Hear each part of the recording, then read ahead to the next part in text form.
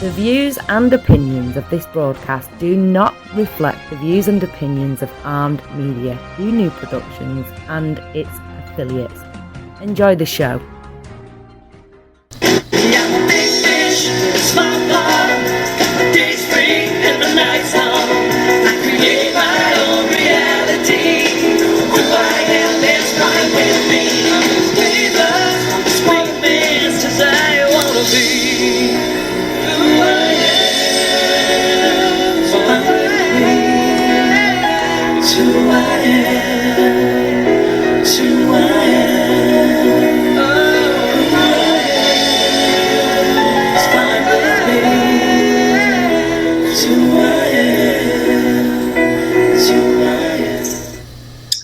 Hey everybody, it's Maria from What's the Story with Maria. How's it going? Okay, so it is Tuesday, March 28th. Oh my God, look who's in. Danielle is in. Number one in. She won this week, Mandar. The 28th, I am coming to you live, not from my studio, but from Judy Mesa's studio in beautiful Cliffside Park, New Jersey. I am down in her office, beautiful office. So that's why our background looks different, but I like it. And tonight is a very special night because we have a great guest that is going to ground us, inspire us, and make us feel good inside. I promise. His name is David Perkins. He's a lovely human being. He is a psychotherapist. He works with, I'll have him tell you what that is. So is a performer. So he understands the arts firsthand. Oh, lovely. Okay, so let me see who we got in. We have Danielle. She says, hey, Maria and Leo, happy Tuesday. I just finished IG live readings. Oh, my goodness. And told them I had to go because it was What's the Story with Maria and Leo time. Danielle, you are lovely, and we appreciate you so much. I was talking about you a lot this weekend to my friends and my cousin Cora, telling them how good you are at what you do. Hi, Judy in Jersey. Yeah, Judy's upstairs, so she may be watching from up there. She is doing her thing, and I'm doing my thing down here. Now, Leo, will you join me? Appreciate you. You're so sweet. Thank you, Danielle. Oh, look who it is. My sidekick, hello. My amazing tech, everything, and sidekick, Leo Rodriguez. If you want to learn to roll your R's, say that name. Over and over. Practice makes perfect. Now, Leo's name is not just Leo Rodriguez. He has a middle name, and what is that middle name? Ignacio. Okay, the reason we're telling you Leo's middle name tonight, this is important because I would really like to direct you to Leo's website. And it is his name, Leo Ignacio Rodriguez. Leo, will you spell? So you want to go to www.leoignaciorodriguez.com. The reason that I am personally sending you there is because Leo is not just great at what he's doing here, but he designs amazing websites. He does amazing promos. He can add to your existing website. He can create commercials for you. He can create almost anything you need. He can help you with your YouTube page. Leo has done lots of promos for lots of people, and he is a gun for hire. So his schedule sometimes is a little lighter than usual, and he is available to do things. In the next few weeks, he has a little availability coming up, but it doesn't last long with Leo because then he gets all kinds of work, especially in the summer with the kids. So if you want to hire Leo, this is super important that you know that you have my blessing, because I know a lot of people think that I exclusively have the rights to Leo Rodriguez, but I do not. He is my friend. I'm so proud of him, and I have no problem sharing him. If she wanted, she would put a ring on it. Oh wait, we won't go with the rings over there. That'll start a whole other fight. Leo, for the love of God, put the brakes on it, Leo. But I'm just saying, Leo is amazing. Also, maybe you have a podcast. You may not go live, but you might be taping it or whatever you do. and you need help with it, even if you go live, you're one of those people, and you want to hire Leo to help you run your podcast.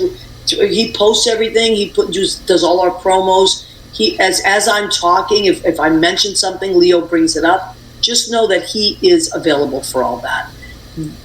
Vincenzo D'Amato, how are you, my friend? Good to see you. It's been a while. He is my friend from Boston. He is a compadre. A compadre. Hey, compadre. That's right. And the compadre would be Evelina. His wife is Evelina. Are they going to go to this wonderful little... You know what? I don't know, but let's talk about it. You see this? Okay. So the flyer was designed by Anthony Fett, who does all my flyers. Does a beautiful job. Yep. And where am I going to be? Why did Anthony make a flyer for me? And why did Leo just post it up? And Leo made my promo, by the way. Incredible. Hi, Rena Cugnali-Bergi. Rena Cugnali-Bergi has joined us. Rena, another girl. Kumbato Jimmy, well, Vinny, we call him Kumbato Jimmy, has joined us. So just so you know, don't say anything dirty, because Kumbato Jimmy is here. No, Rena would never say anything dirty. But anyway, so yes, we're talking about the show, bringing it back to Beantown, which is my show I'm doing in Boston, Massachusetts at Club Cafe, which is a gorgeous, gorgeous club, 290 Columbus Avenue in the South End. So the tickets are only $20. That's it. $20 if you buy them in advance. $25 at the door. It's a steal. I have rented out that whole back room, and it holds 100. And I am happy to report that it's already up to 45 seats sold. Ooh, that's almost half, Maria. I know, and it's 7 weeks away. Ooh. So the reason I tell you that is because, not just because I'm very proud of that, because that hasn't even scratched the surface of my friends and family that, I mean, a lot of people made reservations, but a lot of them, I don't even know who they are. So it's awesome. Which is cool, but I really want, if you want to make the show, only if you want to make the show, I'm a soft sell. I never force anything on anybody. But if you want to make the show in Boston, please, please, please, go to the website, the clubcafe.com/events /Maria-Gentile. Or you can simply go to mariagentile.com on her website, and it will pop up at the very top corner, and you can click that. And oh my God, that's even better. So go to mariagentile.com, which is my website that Leo maintains and updates constantly and creates. He creates all this stuff for my.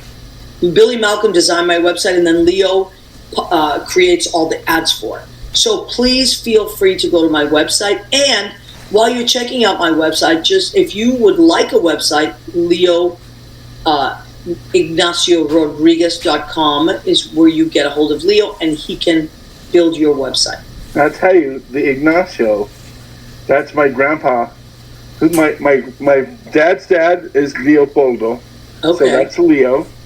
And, of course, from my dad. And then my grandpa on my mom's side is Ignacio. Nacho. I love that. Nach.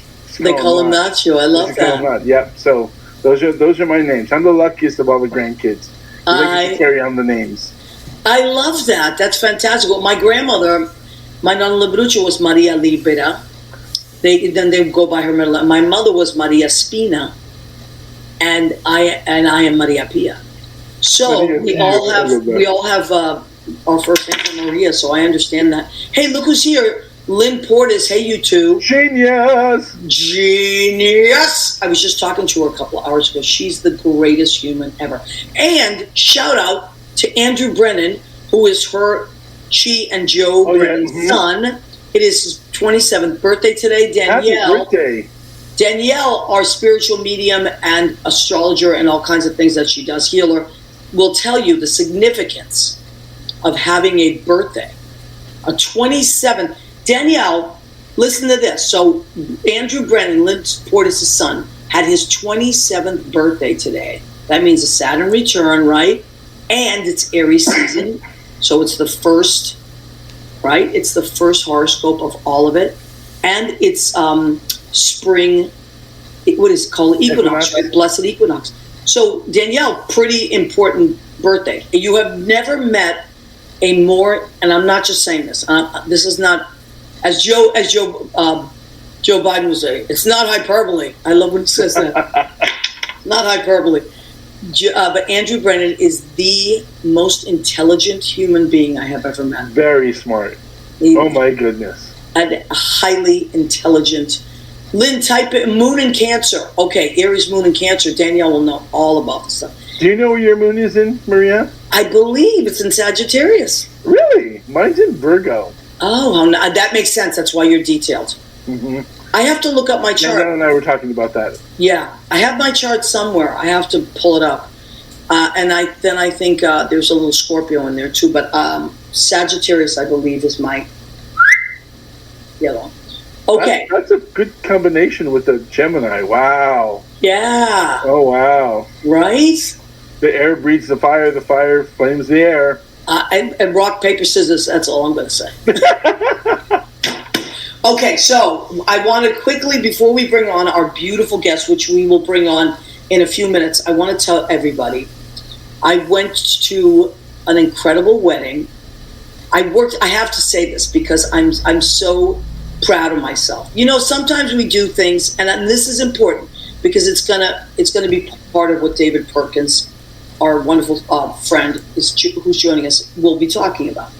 I went to a wedding this weekend, but that was after this is what I did this week. Thursday, I had my student show at the LGBT Center for road recovery, which I love. But you know, the shows are they're high stakes. And that show was on. Then Friday, I had the show in the Bronx, the RTG road recovery show in the Bronx. And then I went to Brandy's that night. The next day, I worked at Brandy's that night. And then I went straight to the airport and got on a 7 a.m. flight and flew to this wedding and had the most wonderful time. The reason I tell you all that. There's a song for that. We used to sing a song back in high school. Está loca. Está loca. Uh-huh. Listen, you know what? Somebody said to me, I said, I don't want to miss anything. But I was listening to a podcast today that David Perkins was on, being interviewed on. It was amazing. We're going to actually, at some point, maybe we can direct people, at the end of the show, maybe we'll direct people to that podcast as well because there's so much information. And, you know, he was talking about something, and when he comes up, I will talk about it with him. But I said to myself, you know what? I really appreciated what he was saying about not looking at the whole thing and being afraid of something, just like, and I had a wonderful conversation with him on the phone today. So I am of the school of do the next right thing. Rather than look at the whole week or anything that overwhelms me, I have worked very hard on just doing what's in front of me, being prepared for what's in front of me. And I'm also reading an amazing book right now. Lynn Portis, I'm going to buy it for you and actually send it to you. So don't even think about buying it. It's Quincy Jones's book called 12 Notes. And it is about his life, of course, so it's autobiographical. But what it's mostly about is his work and his creativity and how he approaches it. So you know how Oprah always has a book club of the month? That is my pick of the week. Quincy Jones's, and I'm listening to it on audiobook because I like audiobooks. I cannot say enough about it. With a foreword by The Weeknd, who he mentored. So anyway, great book about creativity. Leo, drum roll, pop in here with me for a second. I'm here. Oh, okay. So are we ready to bring in our very special guest? Senora Perkins. Yes, Senora Perkins. So let me just tell you, he's going to tell you all about himself.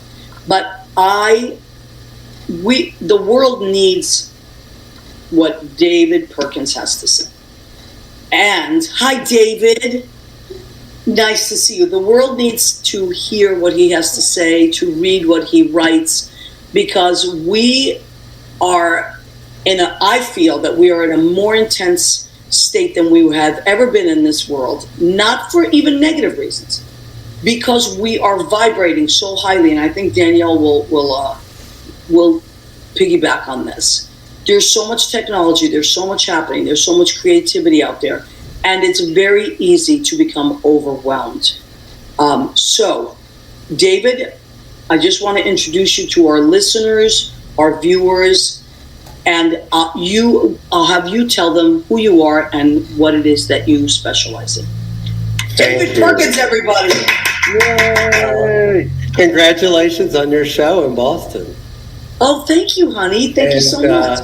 And also, Leo is a joy as well. So I can't believe how intimate this feels. I feel like I'm in a little room with you, and I'm not nervous about all the people.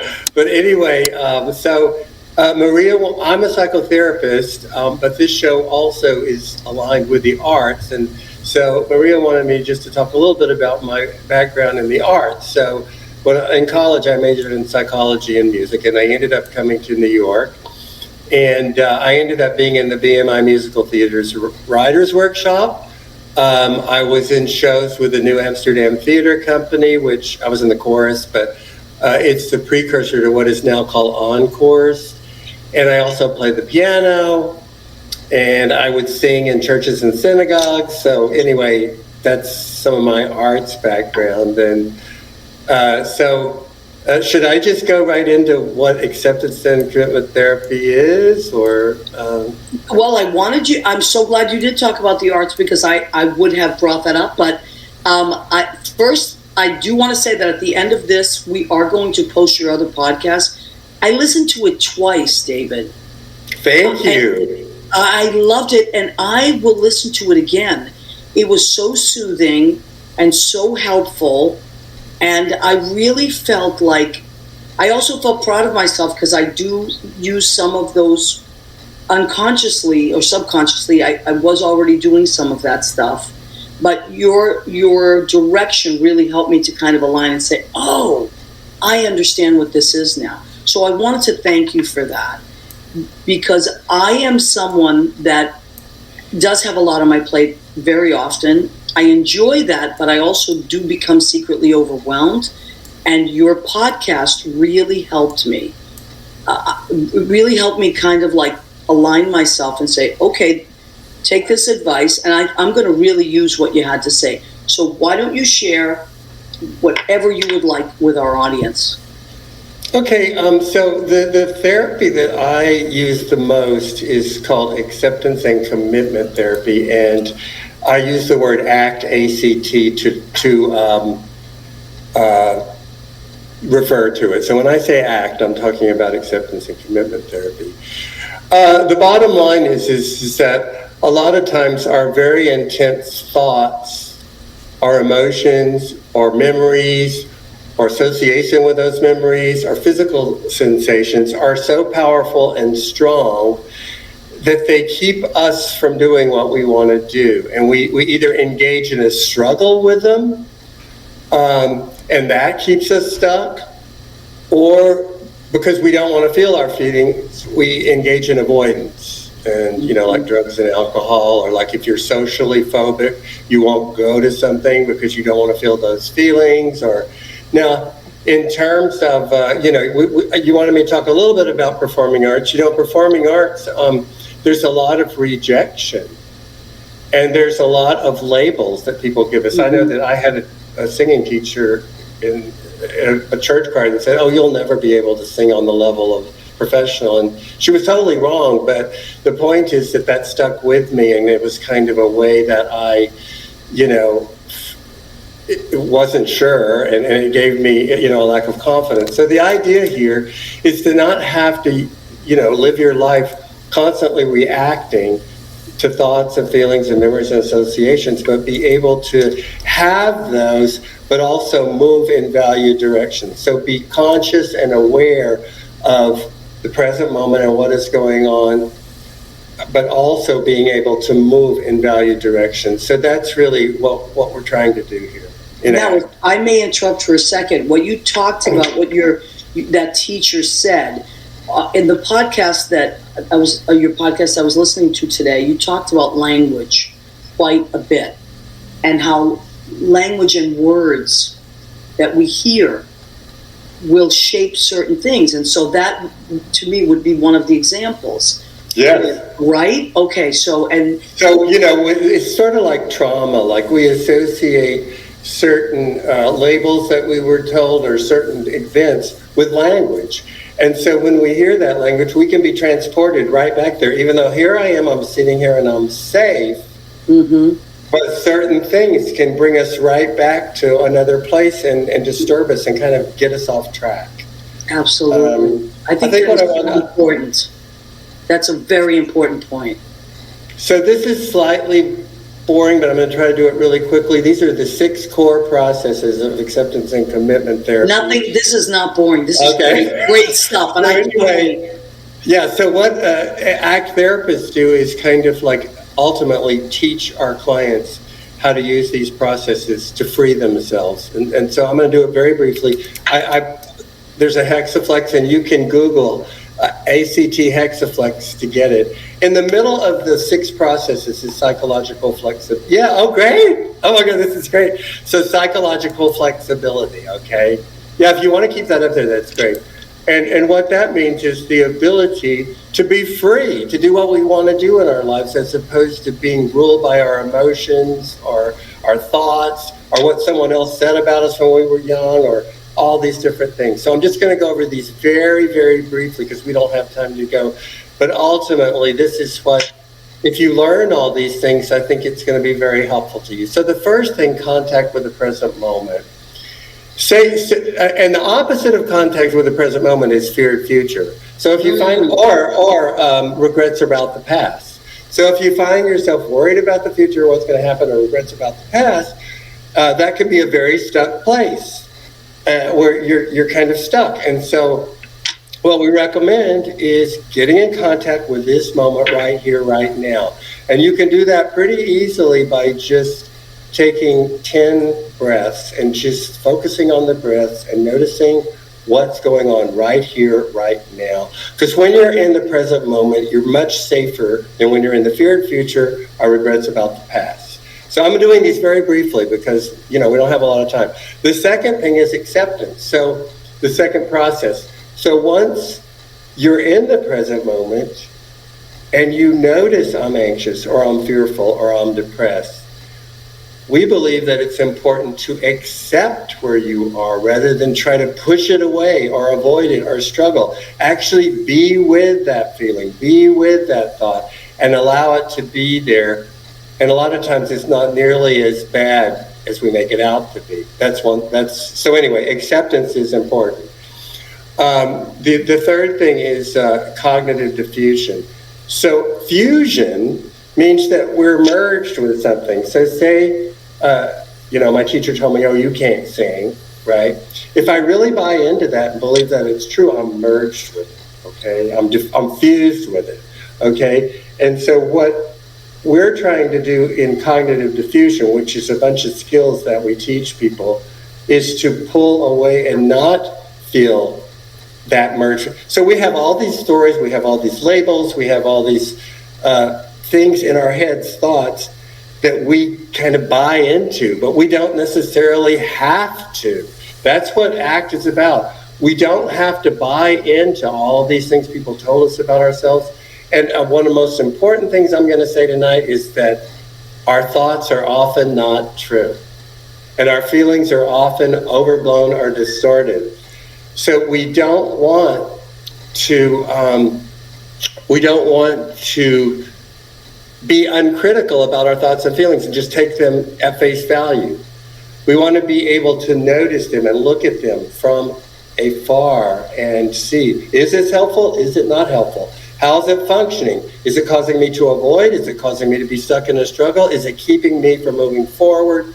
Okay, so the process of actually observing all that is called self as context down there, or the observer's self. That's where we are. So self as content would be, I'm X years old. I'm a psychotherapist. I have gray hair. I'm all my roles, and that self as content, and often that keeps us kind of bogged down. Self as context is the place where we're able to kind of, from a large view, almost like a sky level, notice everything. Wow. And so that process is noticing your thoughts, noticing your feelings. Now, I forgot to say one of the most easiest cognitive diffusion tools is when you have a thought or a feeling, you actually say, I'm having the thought that X. I'm having the thought that I'm ugly. I'm having the feeling that I'm depressed. The reason that's important is because by saying that, you're saying the thought's over here and I'm here. We're not the same, okay? Right. The feeling's over here and I'm here. So I have room to kind of notice and observe and make a decision about, is this thought or feeling helpful or not? Right. Because if it's not helpful, we can diffuse from it or we can put it aside. Okay, we just have two more of the hexaflex, and then so the next one is values clarification. The idea of getting in touch with what is important to me, what causes me to be vitally engaged in life, what was I born to do. But it's very important that we honor our values and honor what's important to us, because values are motivating. Okay, so when we're in touch with what we care about, what's important, we're going to want to do that. Okay, the last process is committed action, and the committed action is informed by the values. So now values are not actions; they're just sort of ideas. Like I care about truth, I care about love, I care about performing arts, whatever it is, whatever makes you happy. The committed action step is actually to take an action that will move you closer to that value. Like I'm going to practice my singing X amount of, because I care about that, or I'm going to go to X amount of auditions, or I'm going to expose myself to things that I'm afraid of. So even though I'm afraid, I'm still going to move forward, okay? And so that we're not victim or enthralled to our fears, our depression, or all this stuff. It's horrible, for these things to be ruling our lives as opposed to our values and what we care about. Okay? I love that. Now, should I talk about Passengers on the Bus now, and then? Let's take a second, and then Okay. and I'll tell you why. Okay. I'll tell you why. Because what you're saying is really, people are commenting, and the comments are wonderful, and I want to read them to you and also to our listeners. And by the way, we are going live on YouTube as well as my Facebook page, Leo's. If anyone would like to share this to your Facebook page, instant share, you're welcome now or later. Then we'll go into podcasts and Spotify, Spreaker, and iHeartRadio. So there's a lot of information here. But I want to, so what Danielle said, and Danielle is a spiritual healer and medium, and she's just an amazing healer. And I highly recommend going to Danielle's website, which is Damsels Designs. Leo will put it up, .com. But she said, using tools like this, so there's Danielle's website as well, so if you want to take that down. Using tools like this to be in the now is so valuable in mental health and in manifesting as well. So thank you both. So these are not just, I'm sure David knows that, but this is for listeners perhaps that may not know that it's not just about keeping your mental health in the right place, but also you're bettering yourself a future for vision. Andy Prasky says, and Andy Prasky is a filmmaker, a director. He works on commercials, movies, documentaries. He's an amazing person. There are studies that say we make 35,000 decisions a day, 227 decisions on food alone. I probably do like 3,000 on food alone, Andy. But how does that tie into cognitive process? He asks. We'll answer that question in a minute. And then Cora Gauthier, who is my cousin, who I spent 2 days with her and her amazing husband, Bill Gauthier. And I had just the best time. She said, I love this and miss you. Come back soon. I can't wait to come back. And, Cora and I were talking about some of this stuff. So David, I'm sorry, I threw a lot at you now, but let's focus on just the question I want to ask you. Cora and I were talking a lot this weekend about physical things that happen as we get older, right? And, both of us, we've known each other since we were kids. And, sometimes your body changes, your reactions change, maybe you feel slowed down.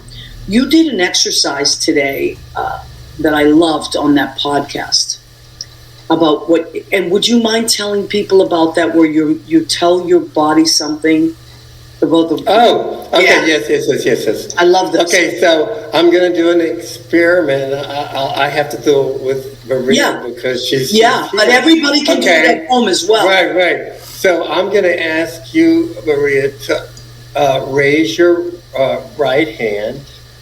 Okay, and now you can put it down. And now I want you to think the thought, I cannot raise my right hand. And let me know when you've really got that thought firmly in your consciousness. I cannot raise my right hand. Are you focused on that thought? Mm-hmm. Okay. Now what I would like for you to do is raise your right hand. Thank you. Now what does that illustrate? Well, it illustrates that we can have a thought, but our behavior doesn't have to conform to that thought. But I have to tell you something.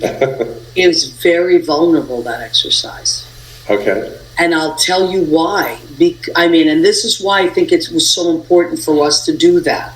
And I'm talking to people out there, not that this isn't for everybody, but especially those of us that are getting older and feel vulnerable about that. Mm-hmm. Because I truly believe that if we start to believe that something is not going to work anymore, it starts to stop working. Like I do that a lot with my body. I'll say, oh God, my legs, I don't know how much longer I can stand on these legs, because most of my work is standing. And you know what?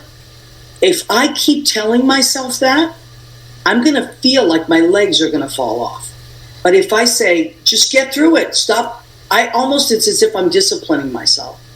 Shake it off, Maria. Then I don't think about it. So I do think this is a very important exercise, because in spite of when you said, now tell your right hand it can't go up, I really actually felt so vulnerable. Like my first thought was like, maybe it can't. Well, the vulnerability sounds like that shows the power of thought. Like yes. We're vulnerable to our feelings. We're vulnerable to our thoughts. And to the point that they can rule us. And so the idea here is, let me take some distance from that and look at it from a perspective. And then decide, well, what do I really want to do here? Do I want to let this bog me down and keep me from engaging? Do I want my depression to keep me in bed? Or do I want to, okay, I'm depressed, but I'm still going to get up and get in the shower. Mm-hmm. Absolutely. So you had the thought, and then or the feeling. Mm-hmm. Or the feeling, and then it's doing it in spite of it. Alongside of it is what I would say. Oh, I love that. We would say alongside of it, because you can't. In other words, if you wait until it goes away, it's not going to go away, and you're going to be stuck. So it's the idea that you accept it. That's being with the present moment, accepting it, and saying, I'm going to do what I want to do alongside of this. If you're struggling with it, you're stuck. If you're avoiding, then that's like the passengers on the bus. So. Oh, well, let's talk about that now. That's great. Okay. So this is one of the most seminal, famous ACT metaphors.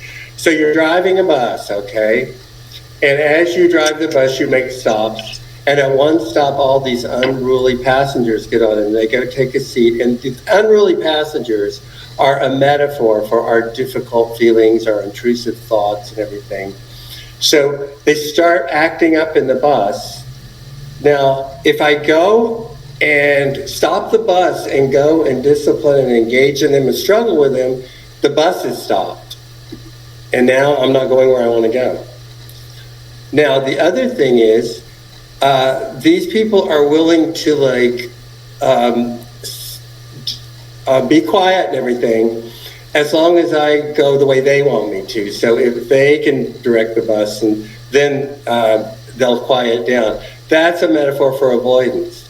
So if I take a drink, then my thoughts and feelings will go away. If I avoid social situations, then I won't be socially active. So either one of these approaches is keeping us from moving forward. So the ideal here is to keep driving the bus. I love it. So you keep driving the bus alongside of these unruly passengers, okay? And that's something of detachment. I just wanted to say that ACT explicitly recognizes a debt to Buddhist philosophy and Eastern philosophy, of being in the present moment, being mindful, and having the ability to detach and allow things to flow through. And then the other question was about that we have so many thoughts today. Thoughts, Andy Prasad, right.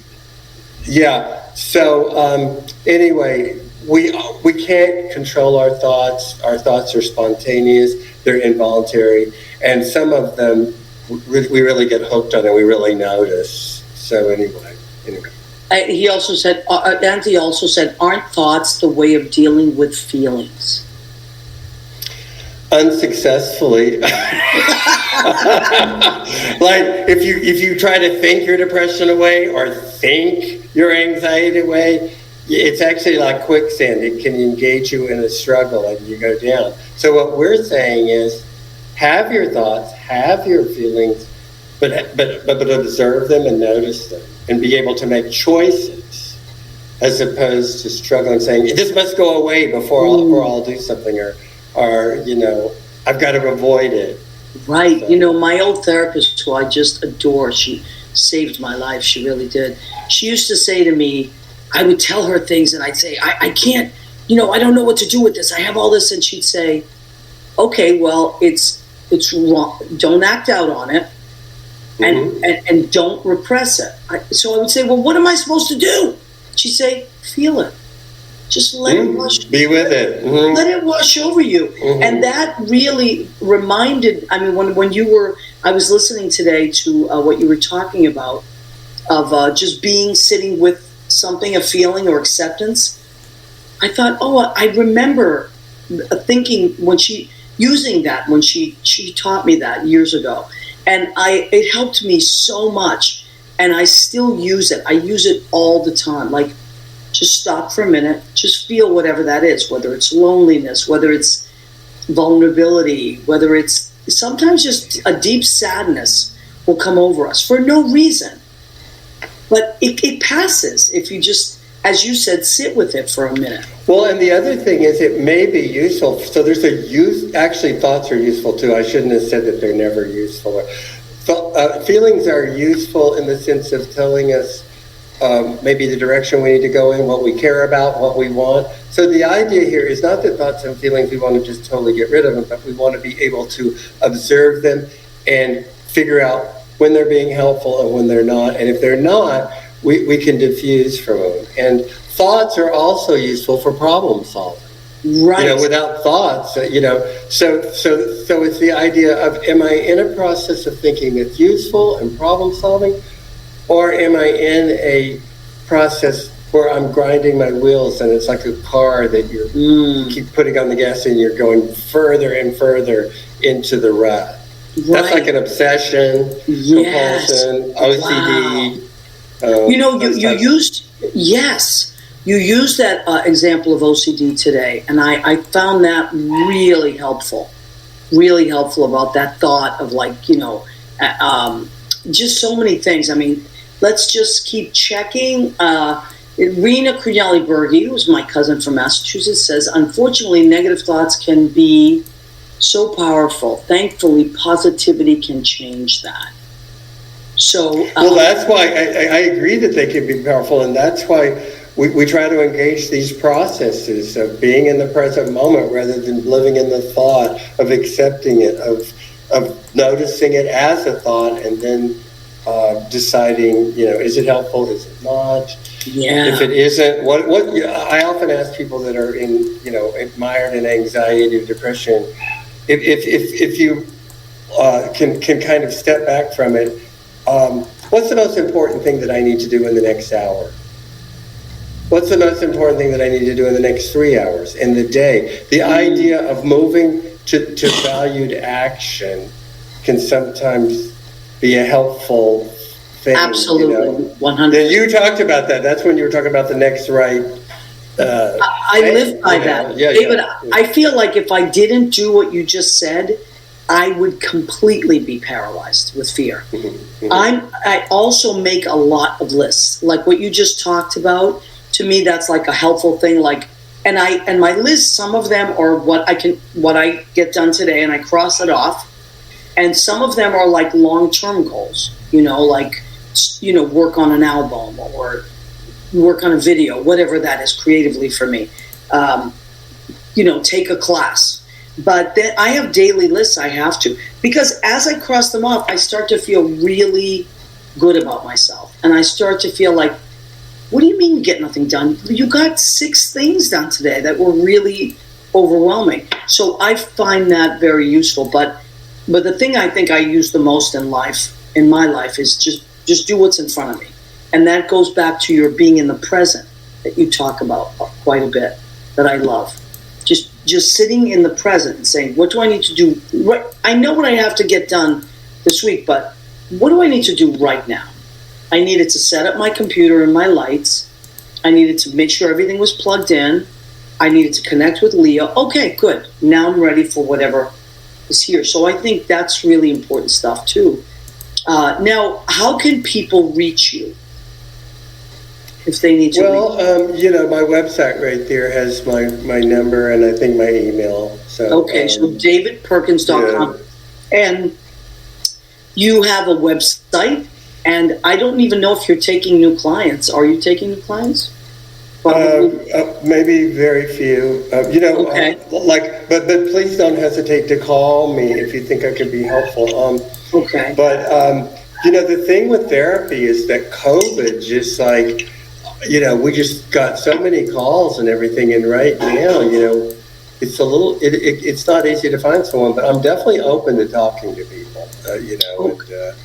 And you have so much to say. It's just great. And also, the podcast that David was on was called Extraordinary Experience, I think. It was My Extraordinary Existence or something like that. Yeah. My Extraordinary Existence, maybe, yeah. Yeah, but we will, I will post it afterwards. After the show, I will connect it to our, what everyone else was, posting and stuff like that, because I think it's really important. There's other things that David dives into. And we're going to take a very brief break because we always do a cook. Oh, there it is. Leo, you are incredible. Leo is incredible. And I do want, it's on Spotify. It's called, Extraordinary Existence. Your identity does not equal your thoughts, acceptance and commitment therapy with David Perkins, psychotherapist and human. I love that. So go and check that out. It's only 33 minutes long, and it is. I kept rewinding it and listening and saying, wait, what did he say? And then I would write it down. So I listened to it twice, and I will listen to it again. Anyway, so I highly recommend listening to that. Okay, we're going to do the food section of our show. Every week, I challenge myself to do something creative because I have creative people on. However, because I flew in today and had to do all that, it was Judy Mesa, my girlfriend, who cooked instead. Is this something Cubano? Should I be playing some Latin music behind this? I mean, if you want to. So this is what she made, and I asked her to text me because she's upstairs. She doesn't want to come down. Okay, so let me just, I know. She's like, no. I know, Judy. So look how pretty that is, right? Oh. I know. It's so delicious. Oh, my God. Okay, so what it is shiitake mushrooms, shallots, garlic, asparagus, and broccoli rice. I used a red pepper paste for seasoning. Filet mignon is sliced in a creamy shallot sauce. And then the salad, which she didn't write what she put in it, but I know what she put in it because I ate it. It was so good. The little salad on the bottom here is romaine lettuce, 3 different kinds of olives, feta cheese, little baby tomatoes, grape tomatoes, and chickpeas. Ooh. Oh, my God. Oh, wait a minute. And pineapple. Chopped up pineapple. Oh, my God. Who decided to show up today? Who showed up today? Oh, Mandar. The menu Chick master. Magnet. Yes, the Manu Mask. Thank you, Mandar, for showing us that. Mandar is our Indian representative. He is. I have never seen women flock to anyone as I have seen them flock to Mandar. You need to have Tom Chu on for Gourmet because he just made the most incredible souffle that's on my Facebook page right now. But I just thought of that. Like he can do more guest things for your. He's the most incredible gourmet. Did you know he's the most incredible gourmet cook? He's such a good cook. I know that. And speaking of Tom Chu, I saw him this morning. You talk about the stars. Danielle, listen to this. I'm at a wedding. I'm at my friend Scott Ryan's wedding. It was beautiful. I'm at this wedding, and then I hang out with my cousin Cora and her husband Bill, who I adore. And I posted about this wedding, and Tom Chu reaches out and says, "Are you in Fort Lauderdale?" I said, "Well, I'm right next door. I'm in Hollywood." "Oh my God, when are you leaving?" I said, "Tomorrow morning." He said, "So am I." So we had breakfast. We had breakfast at the airport this morning and got some work done, mind you. I mean, you talk about being efficient.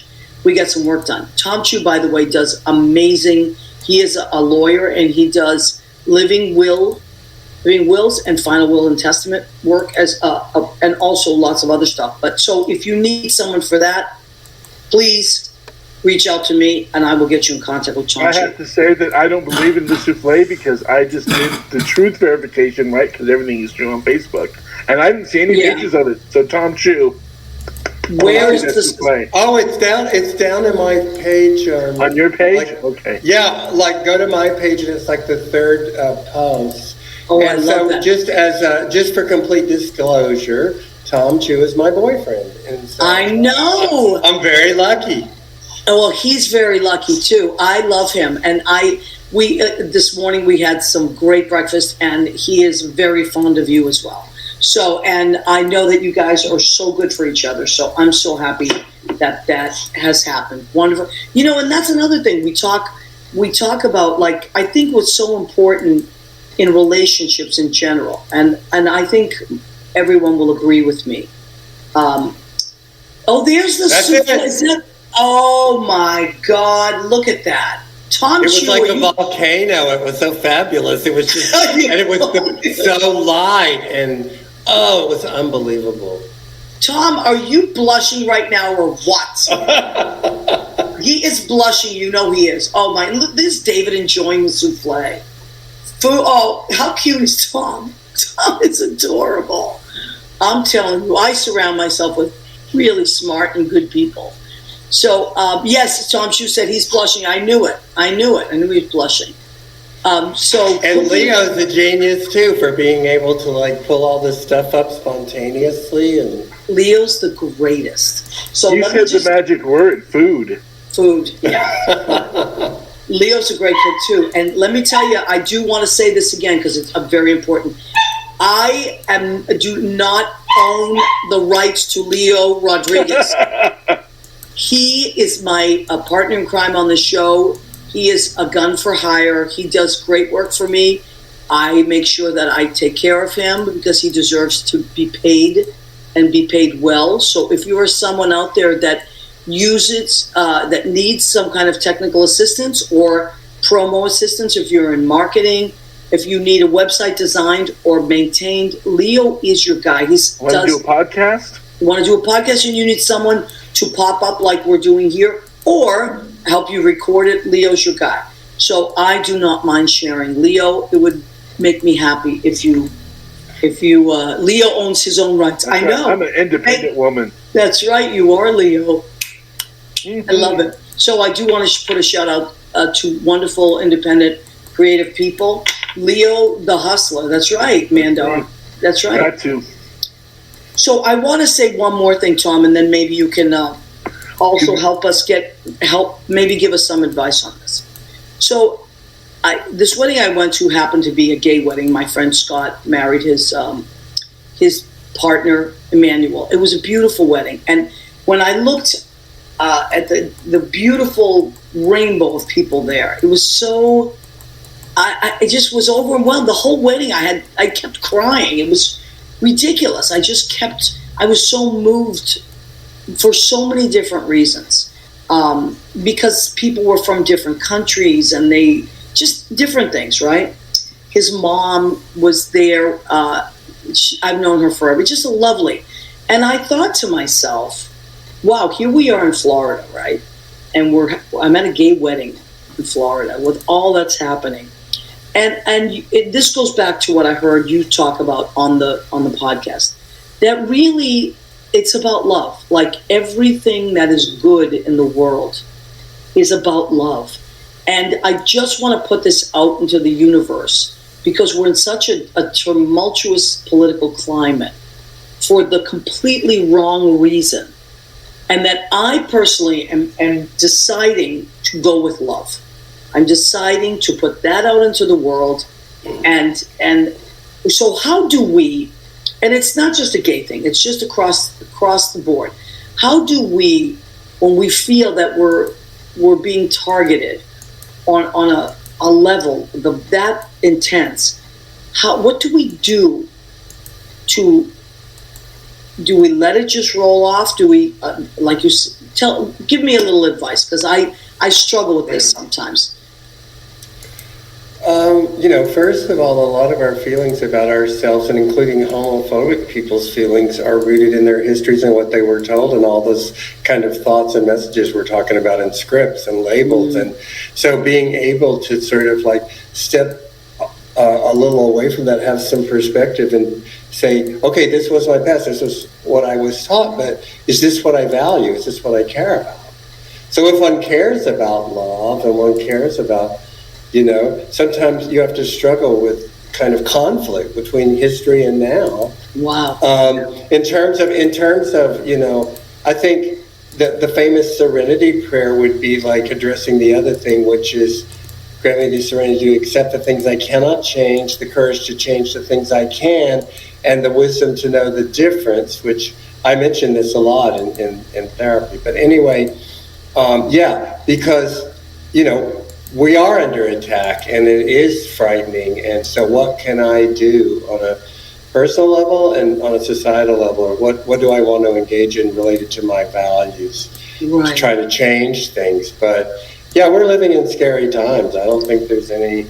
Yeah, but you also you talked about when you talked about love, you also talked about the lack of love that a lot of people have in their lives, and that makes them maybe behave the way they behave, or like lack of love can be damaging on a.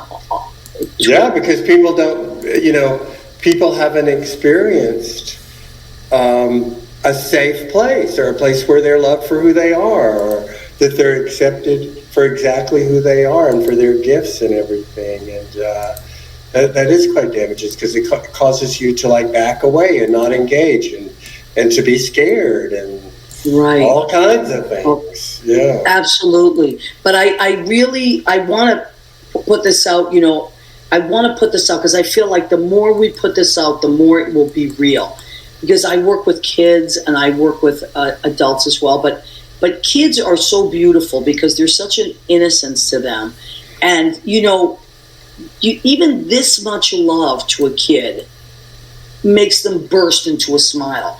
And they'll come in and they're so shy and they're so closed down, and then little at a time we introduce them to different types of music and stuff, and then one kid is talking to the other kid and one kid is drumming alongside another kid, and then someone else gets involved, and then they walk out of there together.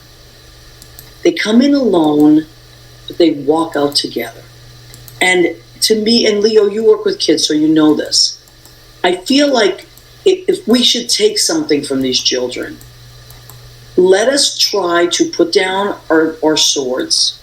Maybe we walk into the world alone, but let's try to just start talking to each other as human beings and start finding what we have alike. Because I think if we shut off that machine, that media machine, and just start listening to each other again, maybe breaking bread, dancing together, enjoying music together, that we're going to come together again. I think that there's I just feel so overwhelmed by it sometimes, but then when I'm around kids, I feel happy again. Leo, do you feel that? going from New York City food and beverage to working with kids has been very enlightening and changing. There's a difference to caring for kids and helping them learn their way through the world as opposed to reminding an adult how to say please and thank you. Right. And you know, these kids, we have one kid, I'm thinking about it, you know, we've set for a year and a half now a foundation for one of our friends that has had a difficult time, who David could go honestly at his young age through the breeding process and learn. And I think that's how they're reaching him now, because he's evened out a little bit as he's grown into first grade.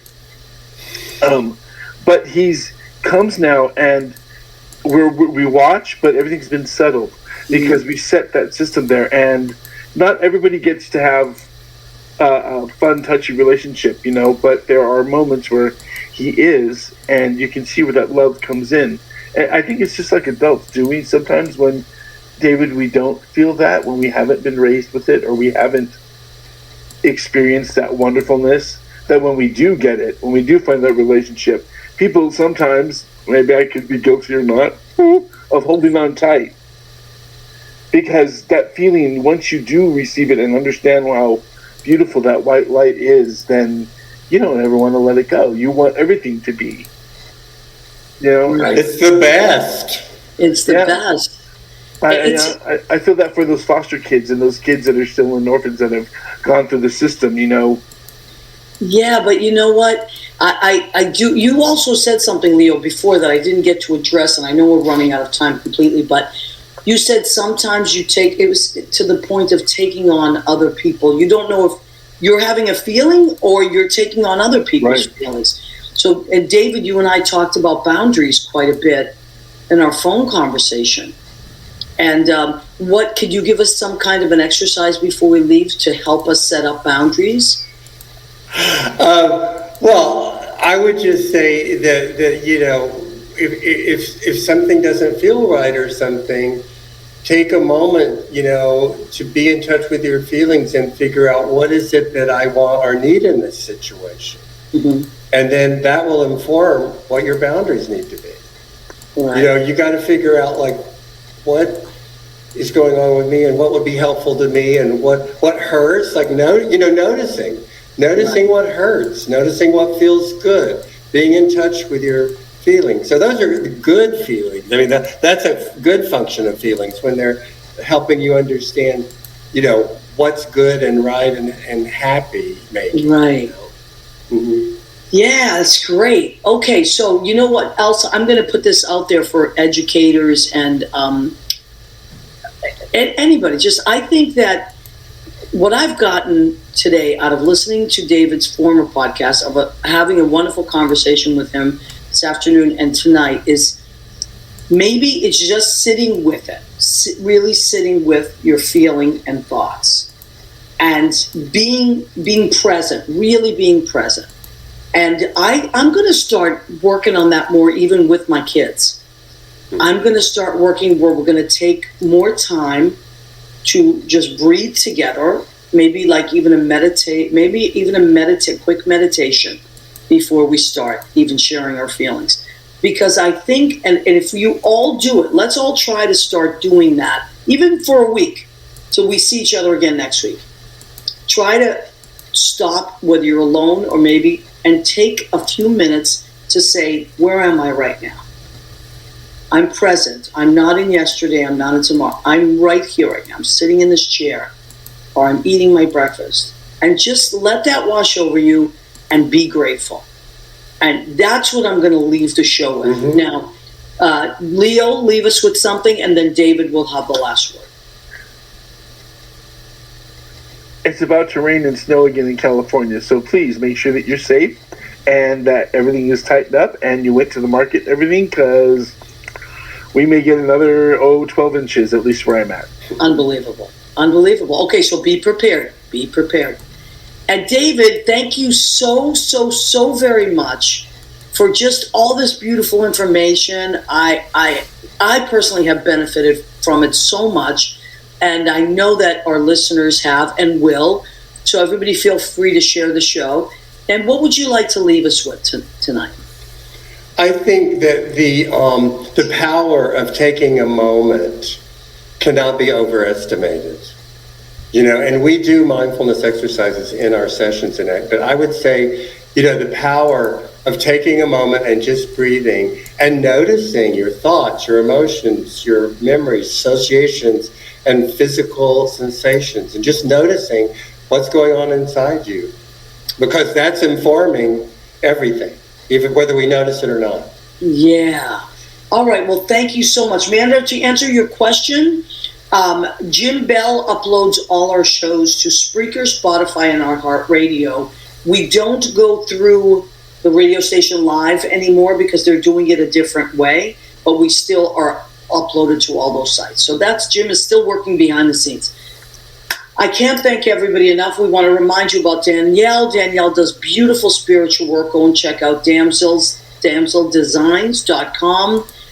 She does incredible session. There it is. And I highly recommend it. Lynn Portis, genius. My musical director and I will be in Boston. May 18th is a Thursday night at 7:30. Please, please, please go get your tickets because they are selling. I'm not just saying it, they're selling fast, and I want you to be able to go. So, and Tom Chu, if you would like, not if you would like, I'll tell you, you need it. Forget about what you like. You need to call Tom Chu. He did My Living Will, My Final Will and Testament. I know it sounds morbid, but guess what? I never felt better because I knew my ducks were in a row. So go and see Tom Chu about that. He is in New York. If you are in a different state, he can recommend someone in that state. He knows a lot of people. So, and my cousin Cora and her beautiful husband Bill, I cannot thank you enough for the lovely time I had there. And I'm going to get you one way or another because she's a sneaky snake. She knows what I'm talking about. But we had just so much fun. Thank you, everybody. Rena Kriali-Berge, my family project manager. I will see you probably for Easter. I might come home. Andy Prasky, thank you, honey. Julie Cesari, she helped me get my equity card in 1991. I will never forget you for that. She's out in California, so thank you. And our chick magnet, thank you. Everybody that's out there, we love and appreciate you. Please come back every Tuesday night, 9 p.m. Eastern. Leo and I will be here. In the meantime, if you want to hire Leo, I won't be upset. I will be happy. David Perkins, thank you, sweetheart. We appreciate you. Good night, everybody. Come back next week.